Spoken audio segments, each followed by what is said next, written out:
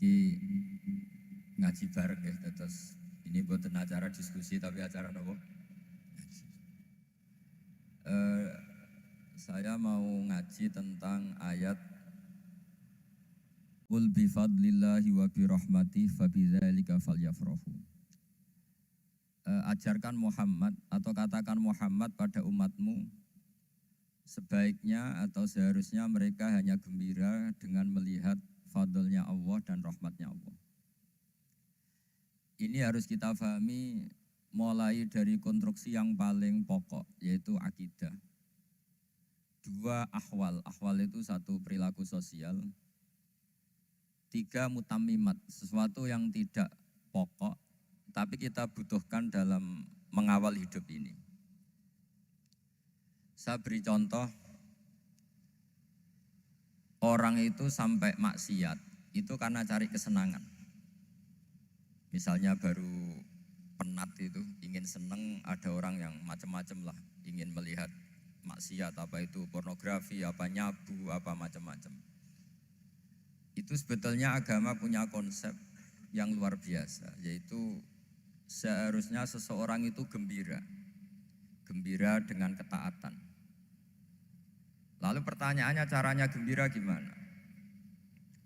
Gembira itu mudah.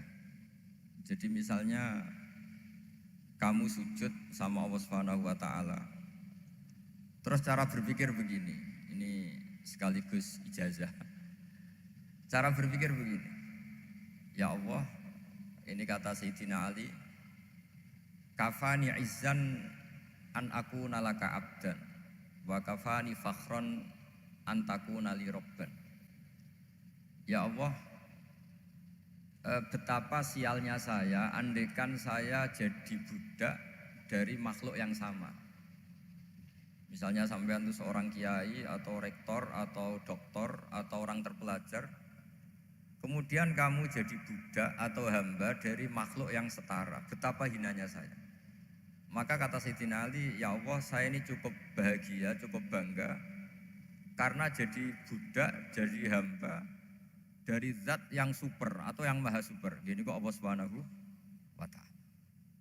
Sehingga ada kebahagiaan yang luar biasa karena menjadi hambanya Allah Subhanahu wa ta'ala.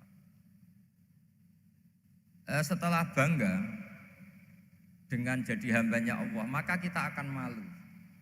Malu misalnya kok saya bahagia itu nunggu melihat pornografi, melihat maksiat. Itu terus menjadi malu. Kenapa saya bisa didikte oleh hal-hal seremeh itu? Ya, kita malu karena didikte oleh hal-hal yang seremeh itu. Karena kita didikte oleh nafsu.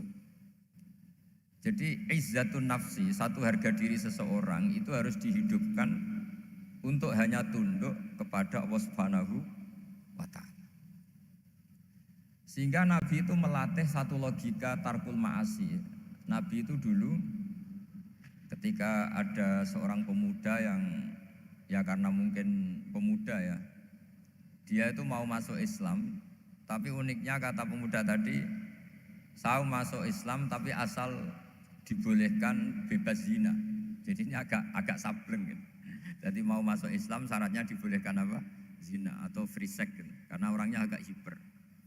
Itu Nabi tidak langsung mengancam dengan neraka enggak. Ketika mau pamit gitu semua sahabat melarang. Mah itu jangan, kamu jangan sowan Nabi, itu permintaan yang enggak masuk akal. Setelah lama ditahan terjadi kegaduhan di masjid, Nabi dengar itu ada apa itu? Itu ada pemuda yang mau masuk Islam tapi yasta'dzinuhu fi zina, tapi mereka minta izin ke Nabi untuk tetap boleh zina. Kata Nabi, pemuda itu suruh masuk, suruh menghadap saya. Ketika menghadap Nabi, saya ulang lagi, ketika menghadap Nabi, Nabi mengajarinya itu luar biasa. Nabi tidak langsung mengancam dengan neraka atau dengan azab itu enggak, tapi kata Nabi, atuhibbuhu li ummik.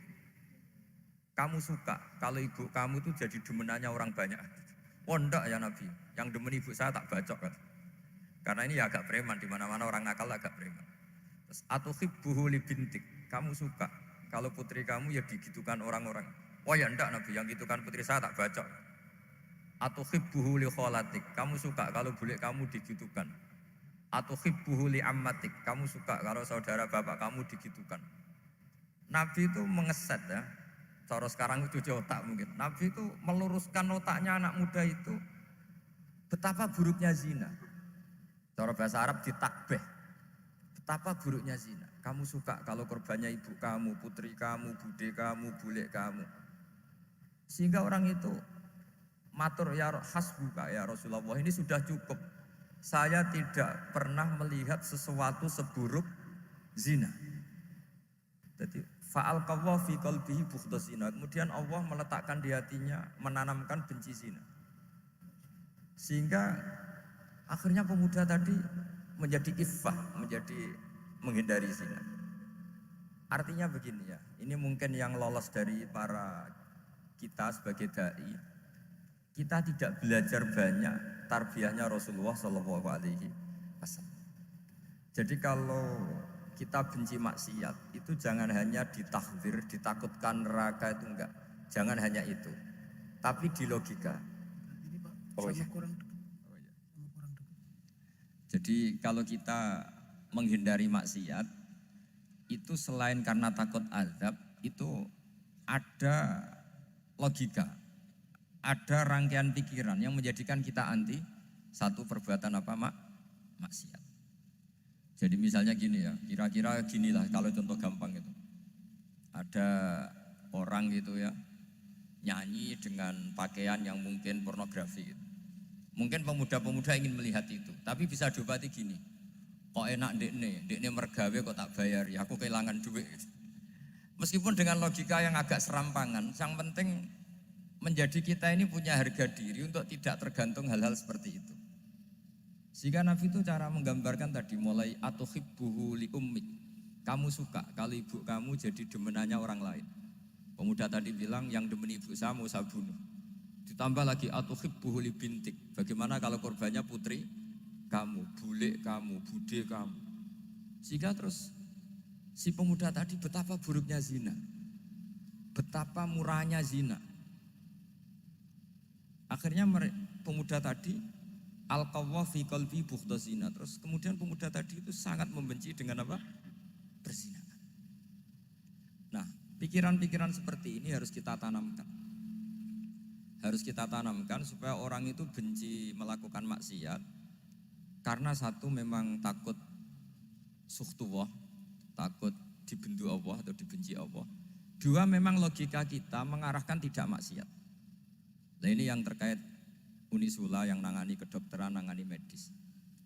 Sesuatu yang dilarang Allah itu pasti madharat. Maka untuk melarang seseorang bergantung sama narkoba misalnya atau hal-hal yang bahaya pada fisik, itu satu tentu bagi ahlullah, tentu karena takut Allah. Tapi banyak masyarakat yang memang benar-benar bisa meninggalkan narkoba karena efek buruknya narkoba, efek buruknya ganja. Itu kita tanamkan sedemikian rupa bahwa itu mengakibatkan sakau, mengakibatkan tidak sadarkan diri, mengakibatkan kebangkrutan ekonomi macam-macam. Sehingga mereka benar-benar benci sama yang namanya narkoba. Jadi di antara manhajul Quran itu kalau mentakbih, memburuk-burukkan maksiat itu mesti dikritik innahu kana fahisyah, innahu kana fahisyata wa maqta wa sa'a sabila. Innahu kana fahisyatan wa sa'a sabila, diulang beberapa kali. Sehingga dibutuhkan kecakapan untuk menganggap satu hal yang buruk itu fahisyah, sesuatu yang enggak rasional, sesuatu yang tidak positif, sesuatu yang pasti berdampak negatif. Sehingga kalau misalnya tadi dibacakan oleh qari kuntum khaira ummatin ukhrijat linnasi ta'muruna bil ma'ruf wa tanhauna 'anil munkar. Untuk berhenti dari kemungkaran itu satu takbihun litil kal mungkar atau litil kal mungkarat, bahwa mungkarat itu kita cap, kita stigmasi bahwa itu buruk sekali. Seperti Nabi mengajarkan pemuda tadi, masa kamu suka ibu kamu digitukin lelaki lain, putri kamu, bule kamu, bude kamu, sehingga orang ini pikirannya termindset betapa buruknya zina. Sama seperti kita sukses memindset betapa buruknya narkoba, betapa buruknya bahan-bahan terlarang. Begitu juga seterusnya terus pengkhianat dan sebagainya. Tapi problem manusia adalah dia itu akan mencari kebahagiaan atau kesenangan sesaat. Maka caranya gimana? Keinginan senang lewat maksiat ini dilawan dengan nyaman dengan taat. Saya ulang lagi, nyaman dengan taat.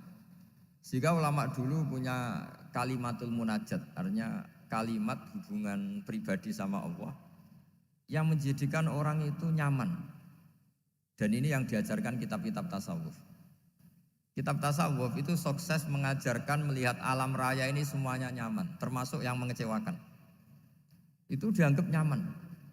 Saya berkali-kali mengajarkan ilmu ini karena ini musalsal ila Rasulillah SAW. Itu pernah suatu saat Imam Ahmad itu dipanggil sama tetangganya, anak muda. Tentu Imam Ahmad ini orang yang sangat soleh, sangat waroi, sangat tunduk sama perintahnya Allah dan Rasul. Pemuda tadi manggil, ya Ahmad, datang ke rumah saya. Imam Ahmad datang. Setelah sampai ke pemuda tadi, sudah pulang lagi, saya tidak butuh kamu. Pulang lagi. Setelah sampai rumah dipanggil lagi, ya Ahmad, datang lagi. Datang lagi. Oh, saya tidak jadi butuh, pulang lagi. Sampai 3 kali. Dan itu perangai ekspresi Imam Ahmad itu atau ulama lain yang sesoleh beliau itu nyaman, indah. Beliau tetap senyum-senyum nyaman itu. Beliau tidak tersinggung, tidak terprovokasi, pokoknya tidak tersinggung, kelihatan nyaman. Lama-lama pemuda ini terus tanya, ya Ahmad, kamu saya perlakukan seperti ini kok tidak tersinggung? Kamu senyum-senyum saja, happy-happy saja. Jawabnya Imam Ahmad itu unik. Wahai pemuda, saya kamu panggil itu senang sekali. Karena kata Nabi, kalau kamu iman dengan Allah dan Rasul, maka hormatilah tetangga. Jadi saya senang. Karena nuruti perintah Allah untuk menghormati tetangga. Jadi tidak ada urusannya dengan kamu. Kagetnya kayak apa? Jadi dipanggil tetangga ya senang karena melakukan perintahnya Allah dan Rasul, yaitu ikramul jar, fal yukrim jarun. Disuruh pulang, kamu ingin saya pulang, ya saya pulang. Disuruh datang, ya saya datang. Jadi saya tidak tersinggung, saya tidak ada urusan dengan kamu. Urusan saya dengan Allah Subhanahu wa ta'ala. Itu kalau bapak-bapak istrinya ngomel terus sabar itu ya bagus. Saya tidak punya urusan. Kalau kamu terprovokasi oleh istri, berarti kamu didikte oleh makhluk. Masa seorang rektor didikte makhluk? Kan tidak keren. Apalagi seorang habib didikte makhluk, kan enggak keren.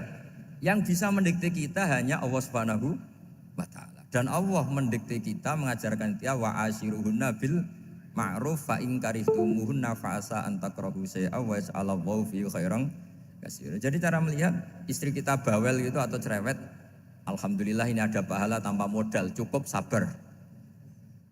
Kalau istri kamu sedang mesra malah mintanya ke mall, malah biayanya tinggi. Murah mana dapat pahala dimarahin sama saat mesra minta ke mall?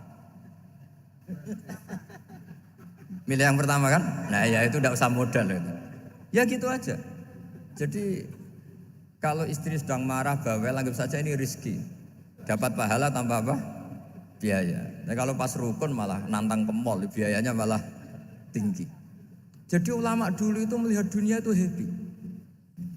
Pernah Imam Syafi'i dikasih tahu, orang yang tadi nyium tangan kamu ya, itu di rumah menghujat Anda. Jadi dia sopan hanya di depan Anda, kalau di luar menghujat Anda. Jawabnya Imam Syafi'i lucu. Ya baguslah.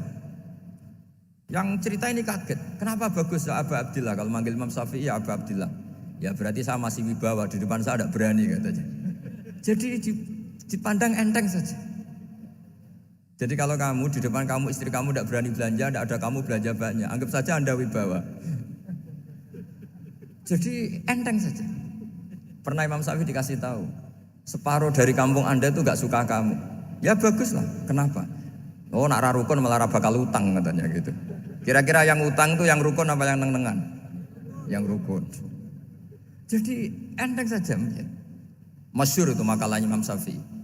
Waman asa'a ilaika faqad atlaqaka. Orang yang berbuat buruk sama kamu berarti membebaskan kamu. Kalau saya sedang nenengan sama Habib Hasan Toha Putra, beliau naik Alphard enggak nawarin saya sah karena baru nenengan. Tapi kalau sedang rukun malah harus repot mana? Rukun sama enggak rukun? Repot rukun sebetulnya. Jadi Imam Syafi'i itu happy saja. Kalau sedang rukun sama tetangga ya dianggap rukun itu satu kenikmatan. Sedang tidak rukun ya dianggap satu kenikmatan. Jadi orang dulu itu serilek itu melihat dunia. Kalau kita kan enggak, ego. Wah saya ini suami kok dimarahin istri. Wah ini egonya bangkit. Padahal egonya bangkit itu ada kebodohan di situ. Yaitu seorang rektor didikte seorang istri, seorang makhluk. Apalagi kalau Anda daftar wali itu tidak akan jadi wali. Ini wali kok tunduk sama makhluk. Karena didikte apa? Makhluk. Maka Imam Ahmad ketika tetangganya bully gitu ya santai saja, beliau happy. Ketika pemuda tadi eskal janggal, kenapa kamu gak tersinggung ya Ahmad? Memangnya saya harus tersinggung gimana? Kan tak panggil tidak jadi, tak panggil tidak jadi. Hei pemuda, saya ini tidak punya urusan dengan kamu. Saya nuruti kamu karena perintahnya Allah. Saya senang melakukan perintah Allah, harus berbaik sama kamu. Sampai 3 kali. Jadi kebahagiaan ini pula yang harus kita latih dalam melakukan ketaatan. Tapi kalau kita sudah tidak bahagia dengan taat, itu bahaya sekali.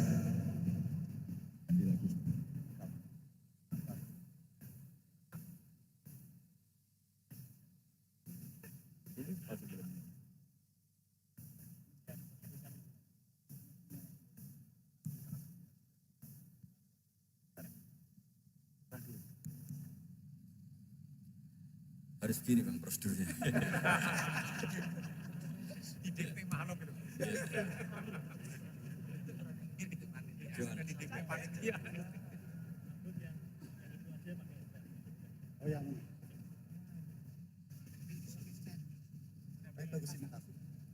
Anut saja.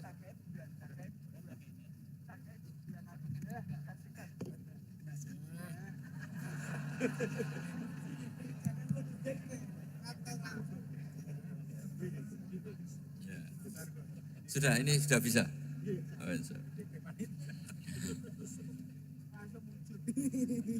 Sudah, ini sudah benar. Untungnya kiainya latihan jadi wali, jadi gak tersinggung. Kalau ndak ini sudah masalah ini. Paling ndak kan baru ngajarkan gitu, masa ada bisa meraktekkan gitu. Jadi pura-pura soleh. Tapi memang obsesi saya terbesar atau cita-cita saya terbesar memang setiap ngaji saya ingin orang mukmin semuanya itu bahagia.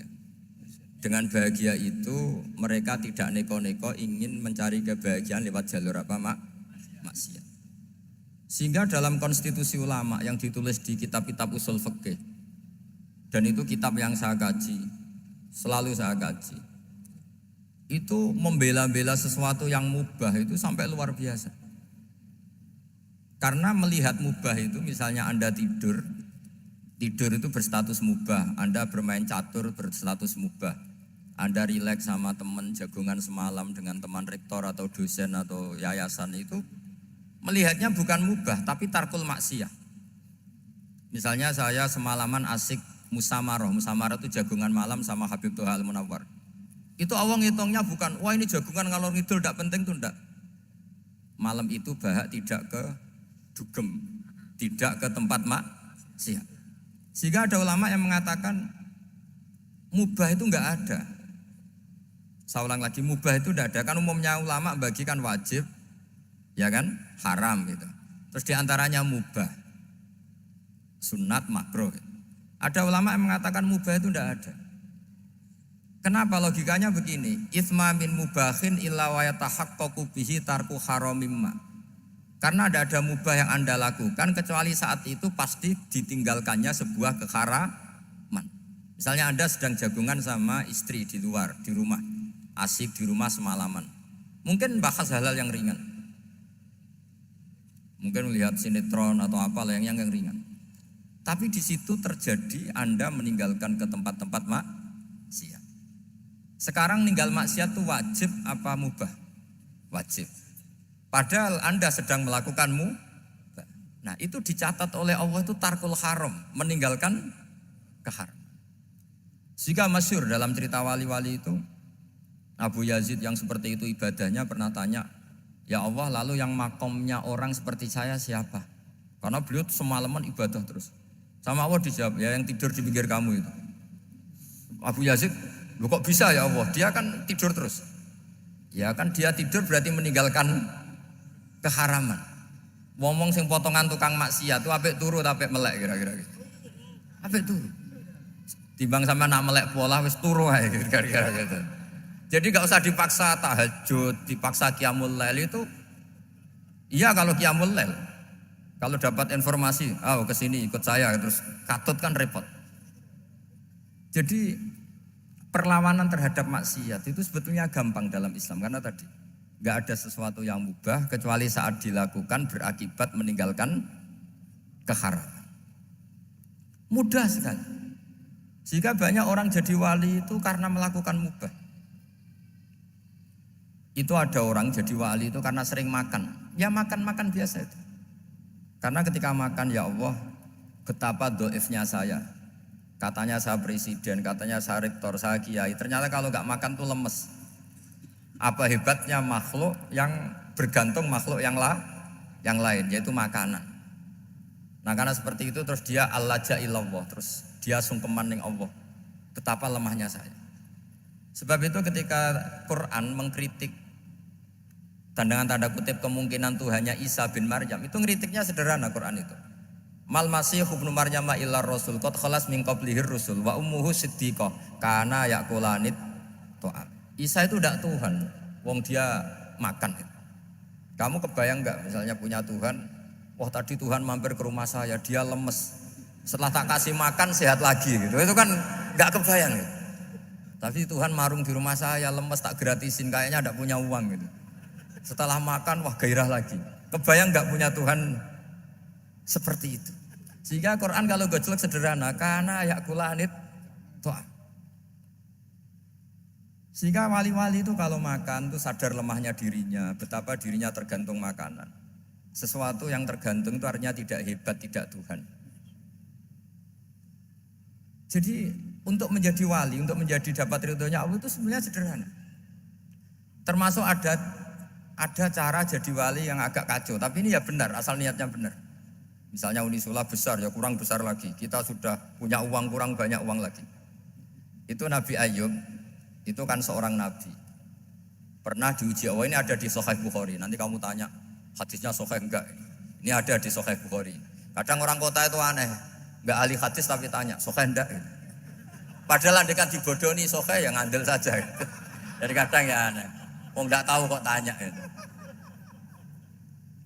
Itu Nabi Ayub itu sudah kaya, pas itu sudah kaya. Bukan cerita yang masih miskin, memang sudah kaya.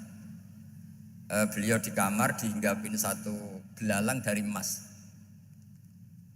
Setelah belalang itu dikejar, ternyata yang jenis itu banyak, semuanya dari emas. Ngambil sana sini, ini yang kesak ini dipenuhin, saku ini dipenuhin, sampai banyak. Sama Allah digojlok, kamu itu Nabi saya. Kenapa kamu mengumpulkan harta sebanyak itu? Kamu itu Nabi saya kok rakus ya? Jawabannya Nabi Ayub unik. Ya Allah, siapa yang bisa kenyang dari rahmatmu?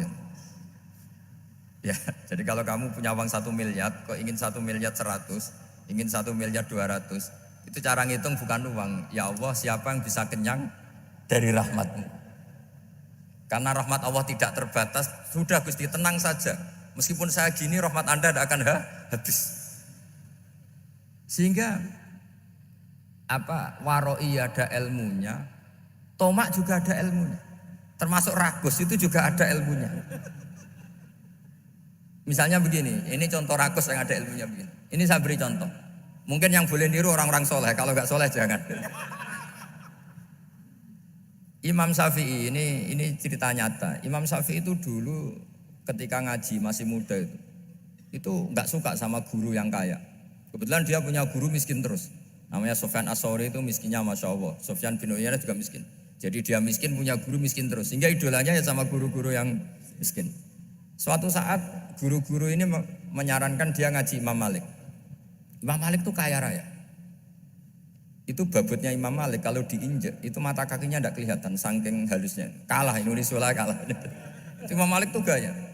Kalau ngaji di kursi tinggi terus pakai bukhur itu, pakai dupa Arab yang mahal. Pokoknya mewah kali Imam Malik.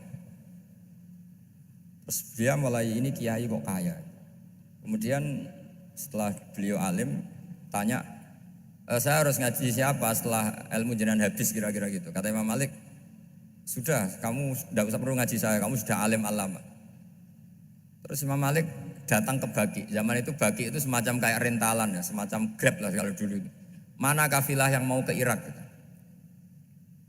Ya sudah terus, oh kita mau ke Irak, ini antar ke Muhammad bin Hasan As-Syaibani. Itu dibiayai sama Imam Malik. Grabnya ya dibayarin, itu kafilahnya itu ya dibayarin. Imam Syafi'i disangoni surrotan min dhahabin. Jadi satu kepes uang dikasihkan. Itu pernah tak hitung semurah-murahnya itu sekitar 60 juta. Imam Syafi'i mulai mikir, kiai yang saya kritik lomo, sing kiai miskin tak puji, gak pernah ngamal kan, tentu orang miskin kan. Setelah datang ke Muhammad bin Hasan As-Syaibani, beliau itu pakar usul fikih, muridnya Abu Hanifah. Beliau al-usuli, pakar usul fikih. Itu Muhammad bin Hasan As-Syaibani itu kalau ngitung emas, itu di ruang tamu. Uangnya miliaran, emasnya banyak. Dari kota ini dipindah ke kota ini, emas kalau ngitung di ruang tamu. Bukan di kamar, di ruang tamu. Imam Syafi'i tambah kaget. Imam Malik kayak gitu sudah saso, al-Malik ini kaya raya. Setelah Imam Syafi'i kelihatan kaget, digojlok sama Muhammad bin Hasan As-Syaibani karena beliau senior. Ata'jabu min hadza, kamu aneh melihat ini? Iya. Kenapa? Ulama kok kaya raya. Terus kata Muhammad bin Hasan, ya sudah, uang ini tak kasihkan orang-orang fasik, binti gue demenan, gue nyabu, gue macam-macam.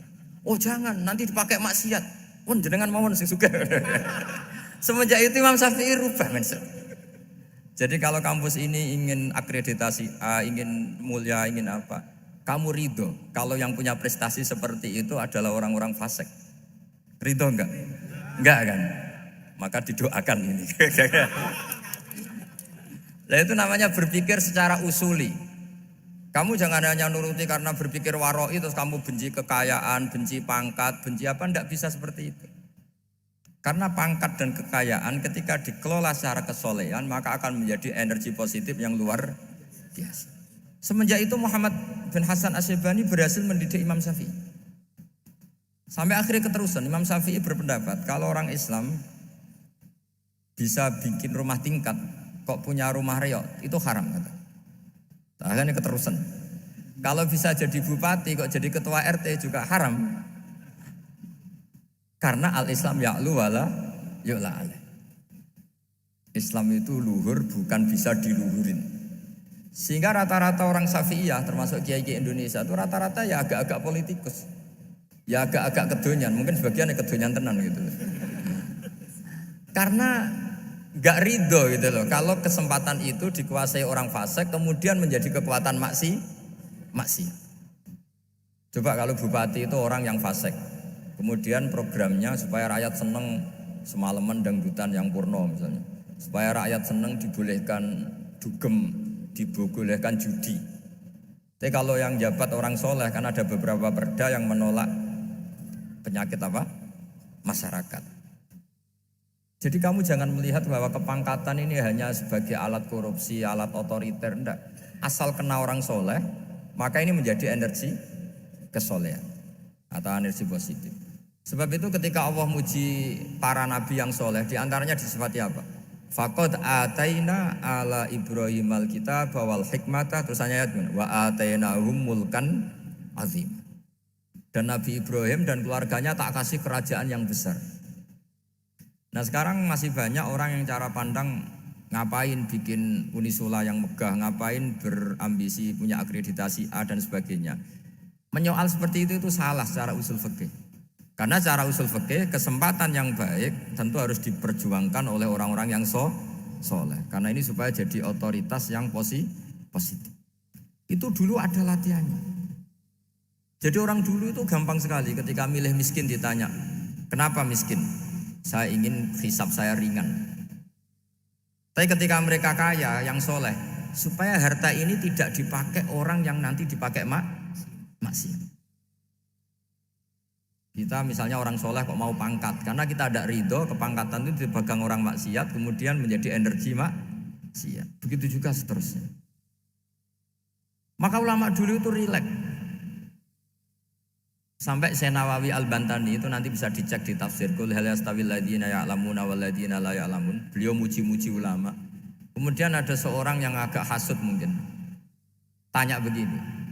Hebatnya ulama itu begini-begini. Terus ditanya, tapi kenapa kita sering melihat ulama ngantri proposal di rumahnya bupati katanya.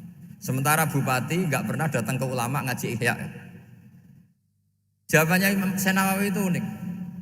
Ya karena ulama itu tahu gunanya uang, sehingga nyari uang untuk pondok, untuk masjid. Sementara bupatinya tidak tahu gunanya ilmu, maka tidak pernah ngaji. Jadi ya ringan saja. Jadi ya sudah seperti itu. Jadi kalau ada ulama kedonyan, anggap saja karena tahu gunanya uang. Jadi kenapa ulama ngantri di kabupaten, bukan bupati ngantri di ulama? Jawabannya karena ulama tahu gunanya uang, sementara bupatinya nggak tahu gunanya ilmu. Ya kira-kira gitulah. Ada ustadz tidak ganteng, kesengsem rondo cantik, karena tahu gunanya ustadz itu. Artinya tahu gunanya kalau saya nikah nanti punya anak jadi gus, kan dia kiai gitu. Tapi rondonya raro gunanya dia karena miskin gitu. Jadi ulama dulu itu rileks, menafsirkan apa saja itu rileks, termasuk saat terpojok itu rileks. Karena semuanya dianalisis pakai ilmu. Sehingga ciri utama wali itu apa? Ala inna auliya Allahi la khaufun alaihim wa lahum yahzanun. Enggak ada rasa takut, enggak ada rasa gampang. Karena melihat sesuatu itu gampang saja. Saya ulang lagi, melihat sesuatu itu gampang saja, ringan. Saya beri contoh ya betapa pentingnya mindset ya, cara berpikir. Orang itu menjadi kikir itu karena nganggap hidup itu lama dan uang itu penting. Kalau zaman Nabi itu sederhana kalau melihat hidup. Pernah suatu saat Nabi itu punya jatah makan. Karena Nabi itu hidupnya juga pas-pasan. Jadi Nabi itu unik. Beliau di satu sisi kaya raya, bisa ngurmat Abu Hurairah, Ammar, Suhaib. Ashabu Sufa itu dirawat Nabi semua. Itu kan kaya, bisa ngerawat sekian orang. Tapi di sisi yang lain untuk pribadinya beliau miskin. Kadang nggak bisa makan hari itu. Tapi di saat yang sama bisa merawat Ahlus Sufa. Jadi keliru kalau orang hanya cerita Nabi itu miskin, untuk makan dirinya aja susah. Itu keliru. Kelirunya kalau tidak diteruskan, tapi Nabi mampu menghidupi Ahlus Sufa. Singkat cerita jatah makannya Nabi itu dikasihkan orang ketika Nabi ditanya, ya Aisyah, makanan jatah saya di mana? Oh ya Rasulullah, tadi ada orang minta tak kasihkan, maka makanan itu habis. Apa kata Nabi? Kamu salah Aisyah. Yang kamu kasihkan itu justru yang masih. Ya yang kamu kasihkan itu justru yang masih. Sehingga Nabi menganggap, makanya Nabi terus ngendikan. Ya kalau mukhatabnya lelaki ya kira-kira begini. Wahallaka min malika illa ma akalta fa'afnaita walabista fa'ablaita. Terus hanya watasaddaqta fa'abqaita kata Nabi. Harta kamu ya kamu makan kemudian ke WC jadi kotoran, atau punya pakaian mewah nanti rusak. Watasaddaqta fa'abqaita. Ada yang kamu sedekahkan yaitu yang abadi sampai akhir. Sehingga banyak pengusaha yang mencintai saya setelah tak ajari hadis itu. Misalnya punya uang 1 miliar karena dia spekulan atau pedagang rawan bangkrut, disedekahkan ke masjid 50 juta, yaitu yang abadi. Jadi kalau suatu saat bangkrut, dia masih punya uang 50 juta di akhirat. Jadi Nabi itu mengajari sedekah itu apa? Ya sedekah itu pengabadian uang.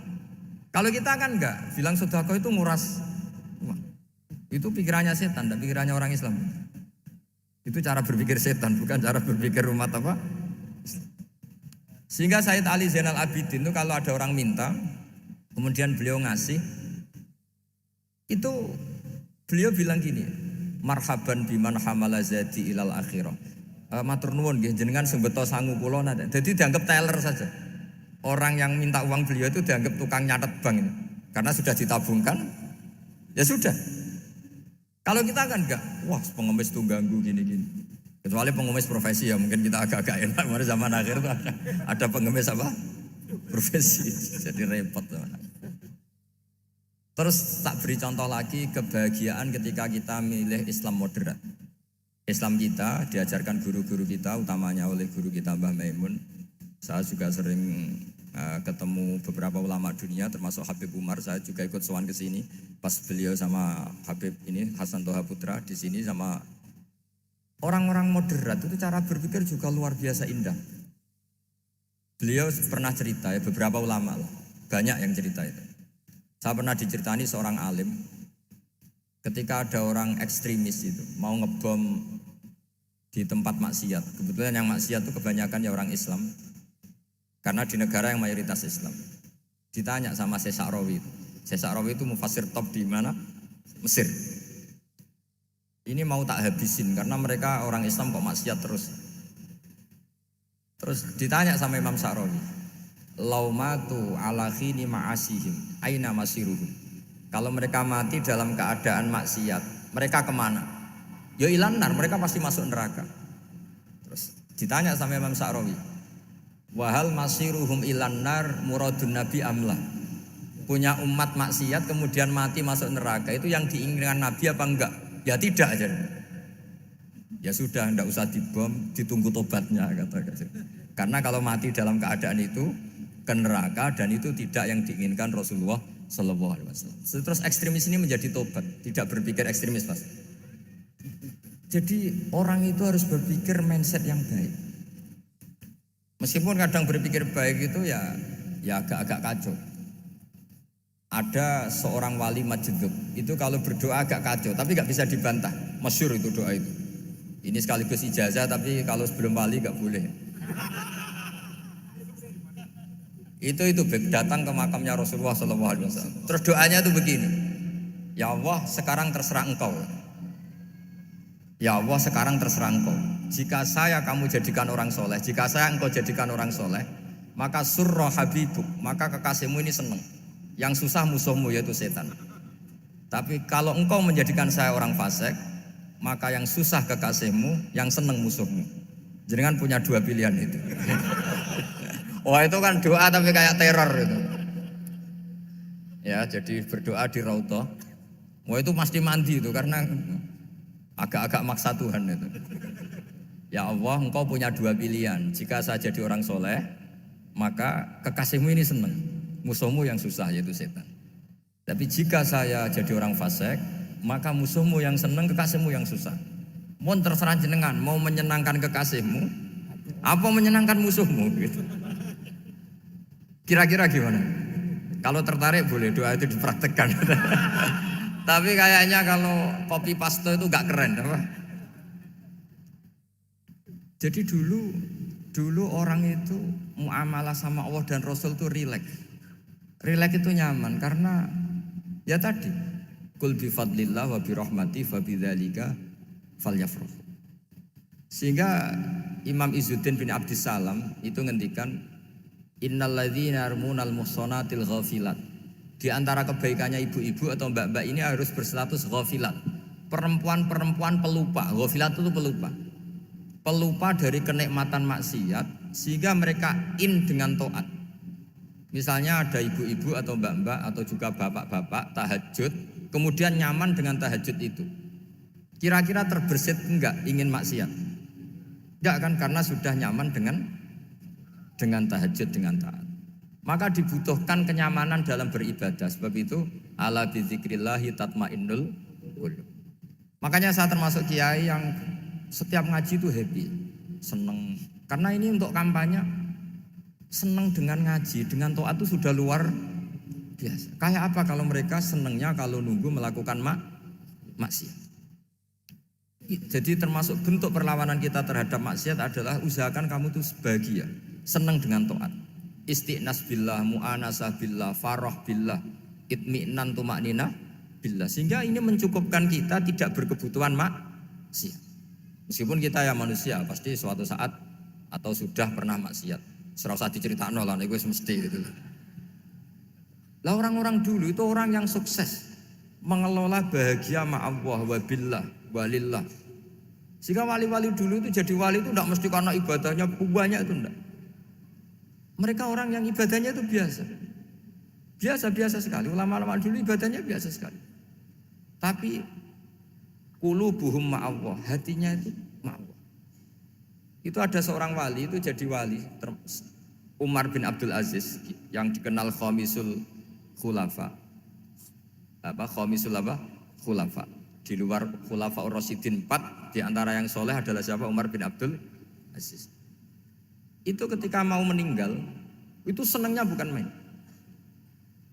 Itu semuanya nangis, beliau senang. Terus tanya, kenapa kamu senang? Memangnya saya kalau mati itu kemana aja? Ila khairi madhubin ilah, ke zat terbaik. Dibang urip mbek kowe bulat atau mbek arhamur rahimin gitu. Yaitu Allah Subhanahu. Jalaluddin Ar-Rumi ketika mau meninggal itu muridnya nangis semua, beliau marah. Kamu harusnya pesta karena saya mau ketemu kekasih saya, malah kamu tangisi, goblok sekali kamu katanya. Jadi orang-orang dulu itu luar biasa.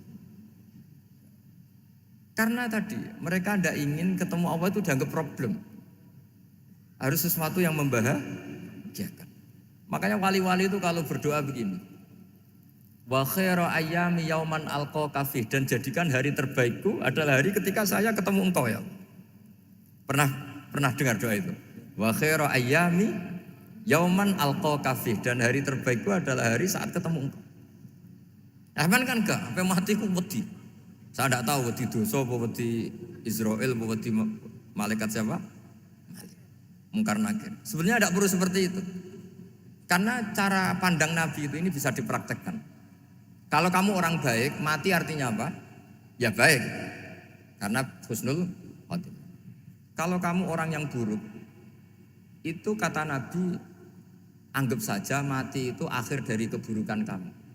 Nak kowe urip terus malah maksiat terus. Maka Nabi itu kalau ngajari kita berdoa gini, Allahumma ij'alil hayata ziyadatan li fi kulli khairin wal mauta rohatan li min kulli syarri. Ya Allah, kalau saya hidup ya anggap saja ziyadah fi kulli khairin, berpotensi nambahi kebaikan. Kalau saya mati anggap saja ini akhir dari segala keburukan. Maka saya berkali-kali guyon. Makanya tradisi ulama-ulama NU, ulama-ulama pesantren, ya ada hanya NU, pokoknya ulama-ulama alim. Itu kalau ada orang mati, orang nakal gitu mati, ini saya gitu. Itu hadirin mesti gak terima. Wah, api enang itu wong nakal. Tapi dipaksa sama kiainya, saya gitu. Lama-lama dipaksa. Saya gitu. Padahal yang atine kiai wis ra iso maksiat meneh, wis saya gitu. Karena dengan mati berarti saya sudah tidak bisa maksiat lagi. Jadi Nabi melihat hidup dan mati itu segampang itu. Kalau al-hayata ziyadatan li fi kulli khairin wal mauta rohatan li min kulli syarr. Coba kita ke depan itu kan ada potensi zina, potensi korupsi, potensi maksiat. Yang bisa menghentikan potensi itu apa coba? Mati ya, udah pinter ya. Sudah maju berarti. Berani mati. Berani. Tapi jangan di sini ngel-ngelo panitia. Artinya yang selama ini kita risau dengan kematian, dengan apa? Nabi ngajari kita tadi.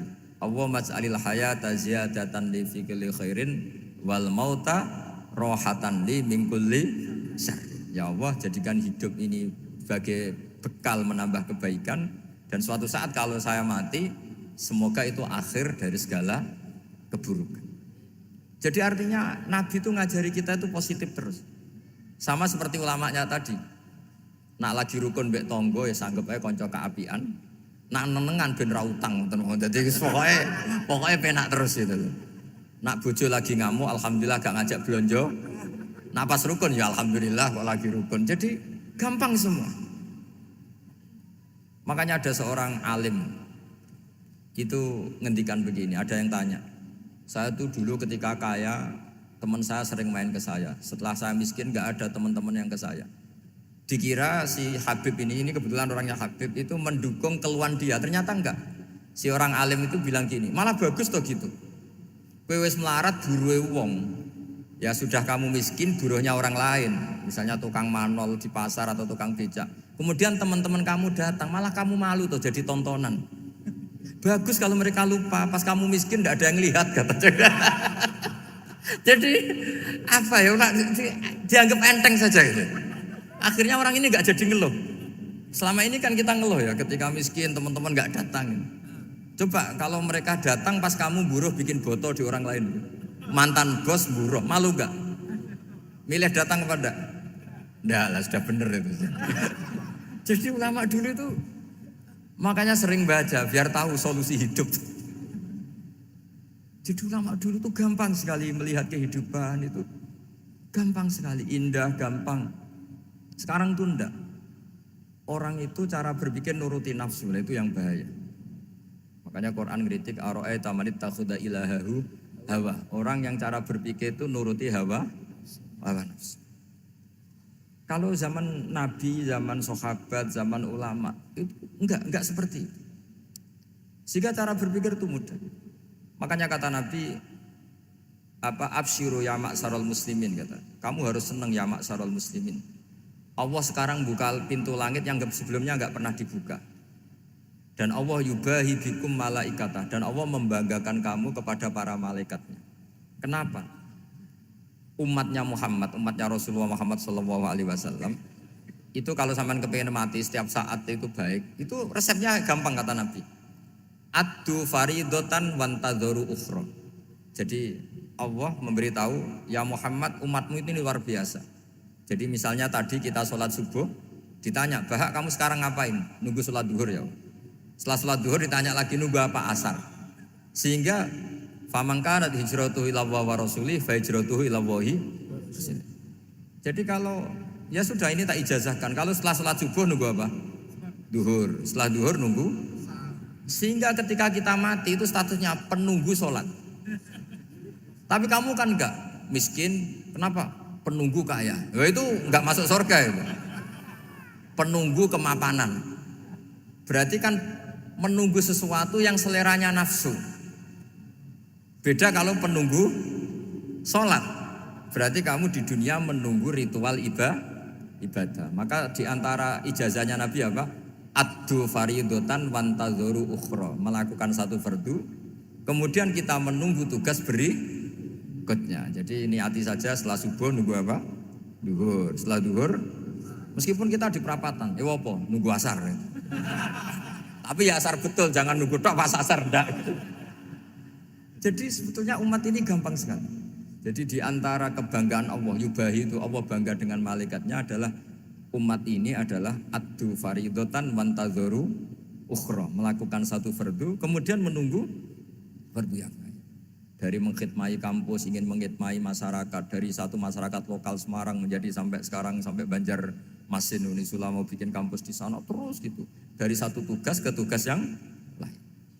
Makanya Islam diajarkan setelah satu tugas selesai, faida faruh tafan. Jadi sehingga hidup kita itu dinamis. Dari satu kebaikan menunggu kebaikan lain, dari satu kebaikan menunggu. Sehingga hidup kita ngapain?